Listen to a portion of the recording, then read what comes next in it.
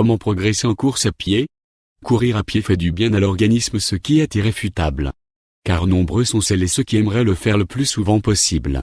Néanmoins, en plus de cela, progresser en course à pied devient encore mieux. Nous avons tous tendance à ne regarder que le bout du nez. Nous sommes intéressés par notre forme actuelle, et nous espérons l'améliorer à tout prix. Mais progresser en course à pied est une histoire à long terme. Le plus important est que tout le monde puisse progresser en course à pied. Vous devez être patient et accepter que les progrès ne soient pas immédiatement visibles. Oui, il faut parfois attendre des mois voire des années pour récolter avec succès les résultats du travail que vous avez effectué. C'est par la formation, la persévérance et la motivation que nous pouvons atteindre nos objectifs. Mais aussi grâce à l'expérience de la gestion de la fatigue et de la récupération, nous pouvons nous améliorer et mieux courir année après année. Alors voici comment faire. La chaussure de course la plus confortable est la meilleure. Le critère le plus important lors de l'achat de nouvelles chaussures de course n'est pas l'analyse du tapis de course ou la mesure de vos pieds, mais votre propre ressenti. Mieux vous vous sentez en elles dès le premier instant, plus grandes sont les chances que ce soit la bonne paire. Réduire le risque de blessure. Alors, enfilez-les et essayez-les. Cela ne signifie pas que vous pouvez complètement ignorer le vendeur dans un magasin spécialisé, mais que vous devez vous fier à votre instinct en cas de doute. Un entraînement efficace pour progresser en course à pied. Si votre souhait est d'être au top pendant votre course à pied, alors, il vous faut des séances d'entraînement bien établies. Nous avons parfois cette impression selon laquelle faire un entraînement dur égale à excellence, pas du tout, car cette règle ne s'applique pas à tous les coups. De plus, sachez que la progression en course à pied se fait avant tout grâce à une bonne planification de ces exercices pendant vos entraînements sur le long terme. La régularité prime sur ce sport, alors vos séances doivent être bien pensées. Mais on saura faire tout ceci en débutant par des échauffements.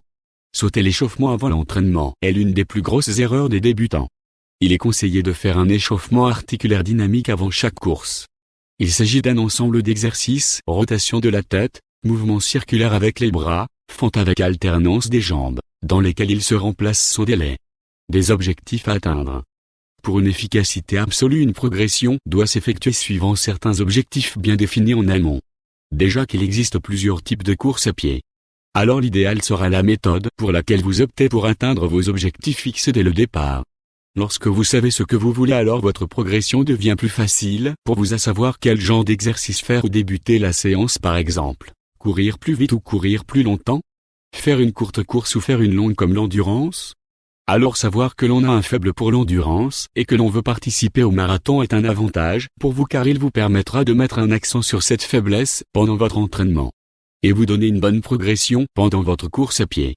Une nutrition équilibrée pour progresser en course à pied. Le pouvoir des différentes performances qu'affiche un sportif se trouve aussi en partie grâce à son alimentation. Lorsque vous courez plus d'une heure, emportez avec vous de l'énergie supplémentaire. Vous pouvez utiliser les glucides et les électrolytes sous forme de gel ou de boisson pour sportifs. Expérimentez avec différentes marques et saveurs pour trouver ce qui vous convient le mieux. Pour maintenir votre niveau d'énergie, commencez par l'apport de carburant après environ une demi-heure de course. Après cela, prenez quelque chose toutes les 15 à 20 minutes. Un avantage supplémentaire, vous entraînez immédiatement la capacité d'absorption de vos intestins.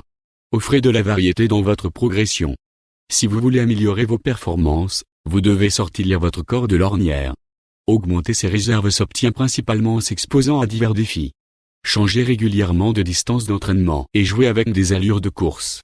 Les variations de tempo sont également une bonne idée au cours du même entraînement. Alternez les étirements rapides avec des étirements lents. Une astuce qui peut vous aider consiste à inclure différents itinéraires de course à pied dans vos entraînements. Ne devenez pas esclave de la technologie pour progresser en course à pied.